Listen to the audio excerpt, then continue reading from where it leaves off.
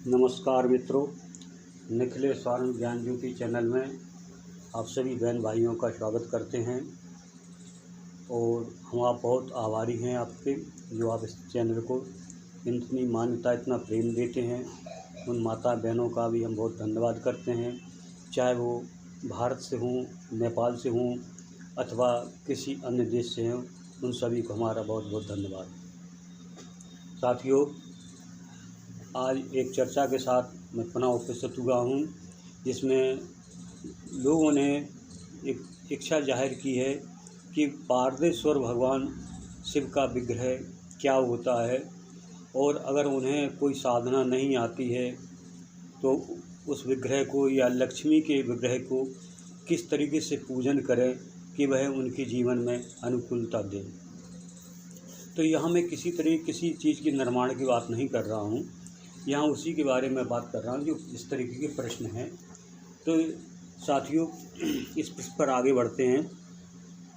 आपके जीवन के वह क्षण अत्यंत ही मूल्यवान होते हैं जिस समय आप चैतन्य पारदेश्वर शिव या शिवलिंग का पूजन अर्चन कर रहे होते हैं, या चैतन्य पारदेश्वरी महालक्ष्मी का पूजन अर्चन करते हैं।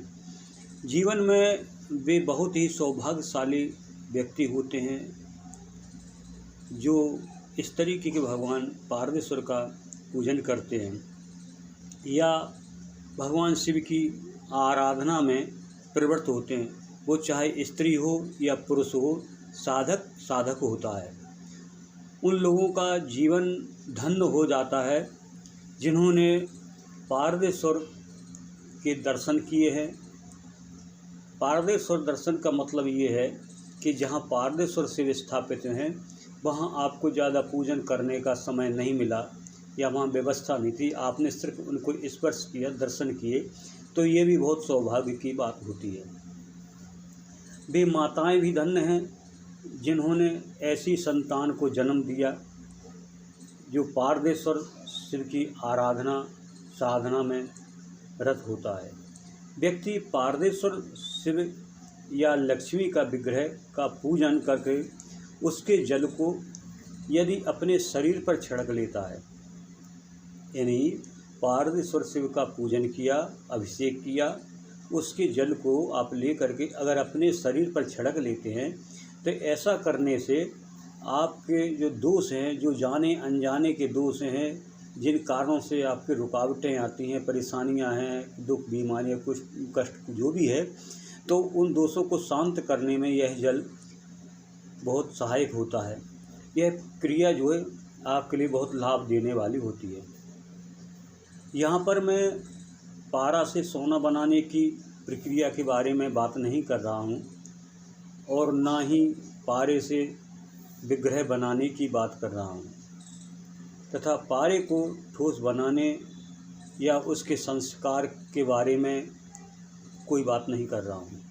आपके पास अगर शुद्ध पारे का शिव का विग्रह है या शिवलिंग है, शिव का विग्रह उसे कहते हैं जिसमें पूर्ण उसका आकार बना हुआ होता है, वो विग्रह कहलाता है।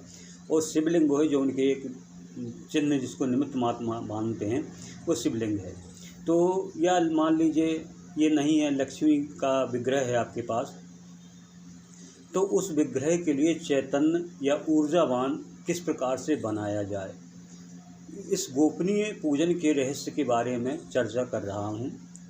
जो बाज़ार में पारे के या पारद के विग्रह बेचे जाते हैं वह शुद्ध नहीं होते, क्योंकि वह केमिकल के द्वारा पारा जो लोहे युक्त होता है उसे जमा करके उस वस्तु को बनाई जाती है। चाहे वो विग्रह बनाएं अथवा कोई माला के मनके बनाएं या लक्ष्मी जी का विग्रह बनाएं, वो इस तरीके से अशुद्धता लिए हुए होते हैं।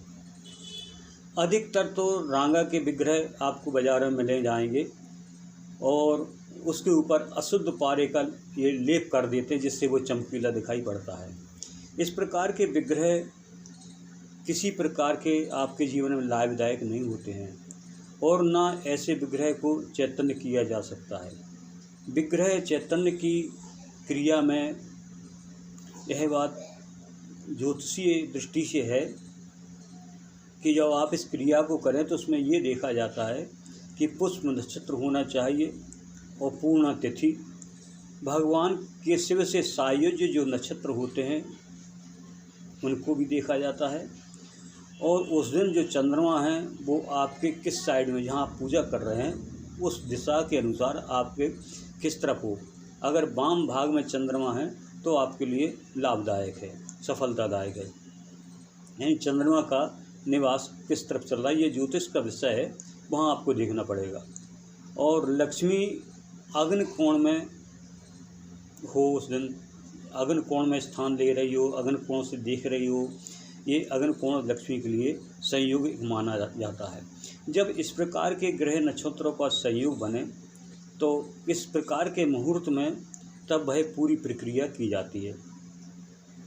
इसके अलावा जब यह देख लेते हैं, पूजन की सामग्री आपने इकट्ठी कर ली, बैठ गए, समय देख लिया, एकांत कमरा है या शिव का स्थान है या निर्जन स्थान, जो भी ये जगह है, या किसी नदी का किनारा है, तालाब का किनारा है, या कोई शिव का विग्रह का स्थान है या देवी का स्थान है, ये आपकी व्यवस्था है कैसी है, या घर में ही कर रहे हैं तो घर में कर सकते हैं। तो इसमें आगे की बात ये है, विशेषता जो देखने काबिल है, कि प्रत्येक घंटे में 2 बार शिव शक्ति जागृत होती है और 2 बार लक्ष्मी की शक्ति जागृत होती है।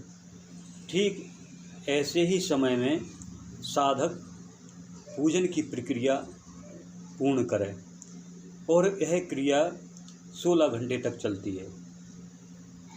1 घंटे में 2 बार शिव जागृत होते हैं, 2 बार लक्ष्मी जागृत होती है, और शिव के 32 रूपों का इसमें स्थापन और पूजन किया जाता है।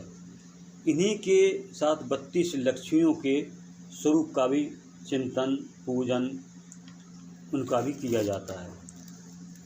पूजन में जो पूजन सामग्री है, षोडशोपचार करें, पंचोपचार करें, और इसके साथ में अभिषेक इत्यादि वो भी चलाया जाता है, वो भी किया जाता है।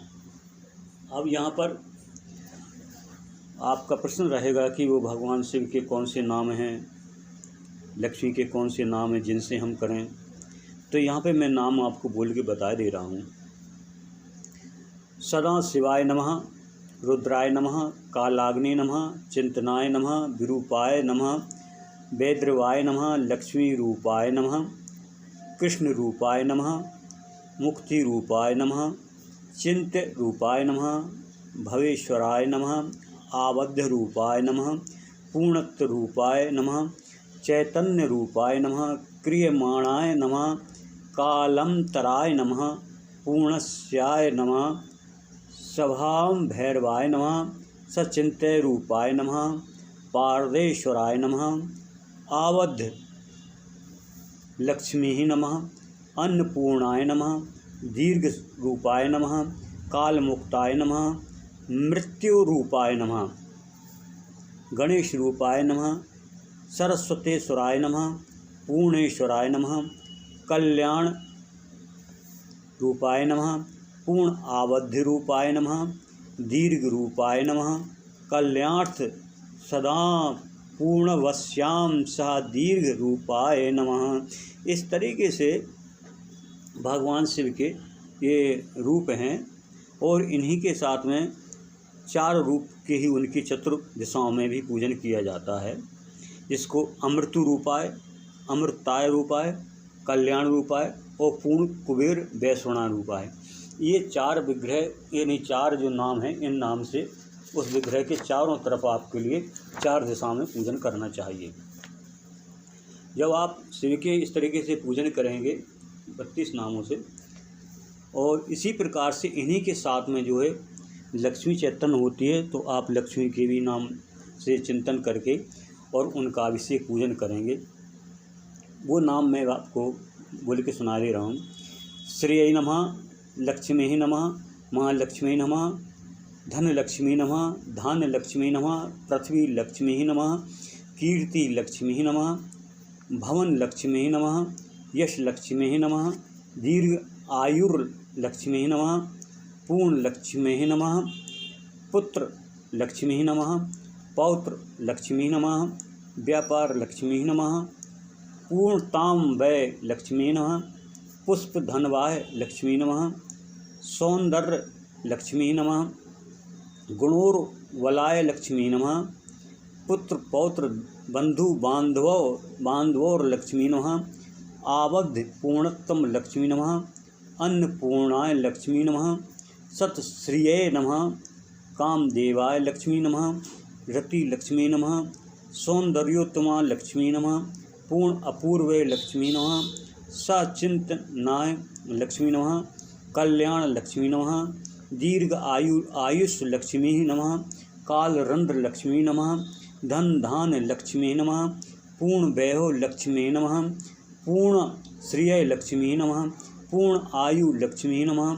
सचिंत्यम लक्ष्मी नमः। स्वर्ण वर्षा लक्ष्मी नमः। आकस्मिक लक्ष्मी प्राप्ति रूपाय नमः। इस तरीके से ये लक्ष्मी के नाम आपको इन्हीं नामों से उनके लिए स्थापना करना, पूजन करना है। और जिस तरीके से उनके जागृत समय होता है ये उस समय की बात होती है। तो ये मैंने आपके लिए नाम और दोनों चीज़ें बताई हैं। इस क्रिया से जब आप करेंगे तो इसमें वो चैतन्यता आती है।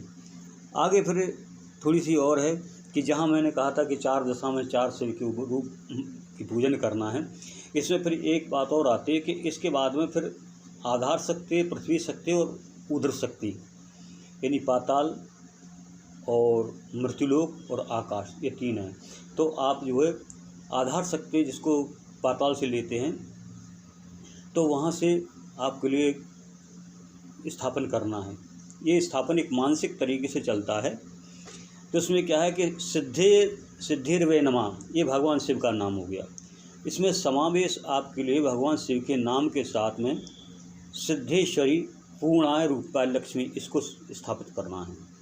फिर है यशोवे नमः। यशोवे अमृतवे नमः, ये भगवान शिव के नाम हैं। और इसी में आपके लिए धनेश्वरी महालक्ष्मी को स्थापित करना है। फिर है उदर में जाएंगे तो कल्याण रूपाय नमः। इस कल्याण रूप भगवान शिव के साथ में आपके लिए महालक्ष्मी सर्वस्वरूपाय नमः, इस रूप को उनको स्थापित करना पड़ेगा। इस प्रकार से जब आप पूजन करेंगे, इनका स्थापन करेंगे, और जो समय बताया है कि ये 16 घंटे तक चलता है। 16 घंटे तक, क्योंकि 1 घंटे में 2 बार लक्ष्मी, 2 बार शिव जागृत होते हैं, तो ये 16 घंटे तक चलता है। उस तरीके से आप पूजन करेंगे। पूजन की जब विधि पूरी हो जाती है तो आप वहाँ पर फिर आरती करेंगे।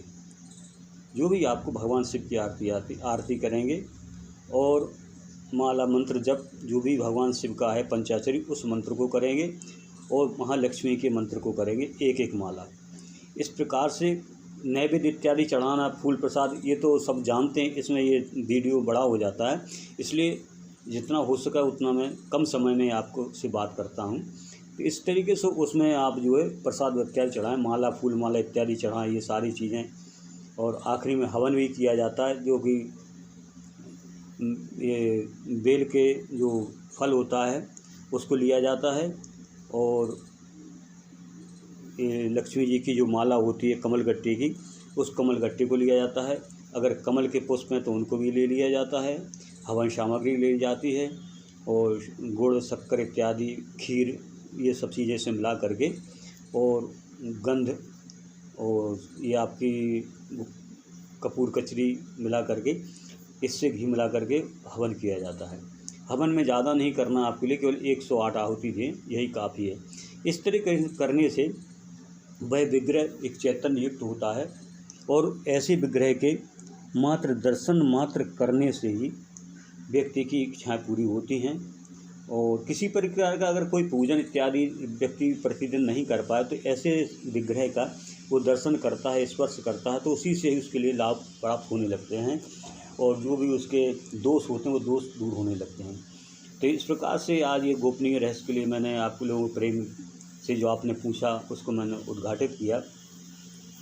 और इन्हीं शब्दों के साथ हम तो यही चाहते हैं कि आप भगवान शिव का इस तरह विग्रह चैतन्य करें, महालक्ष्मी का चैतन्य विग्रह करें, उसके लाभ उठाएं, समाज को लाभ दें। और इन्हीं शब्दों के साथ माता रानी का, महालक्ष्मी का, भगवान शिव का आपको आशीर्वाद प्राप्त हो गए। आप सभी निखिलेश्वर ज्ञान ज्योति चैनल के बहन भाइयों को पुनः मैं एक बार हृदय से आपको बहुत बहुत धन्यवाद करता हूँ। नमस्कार।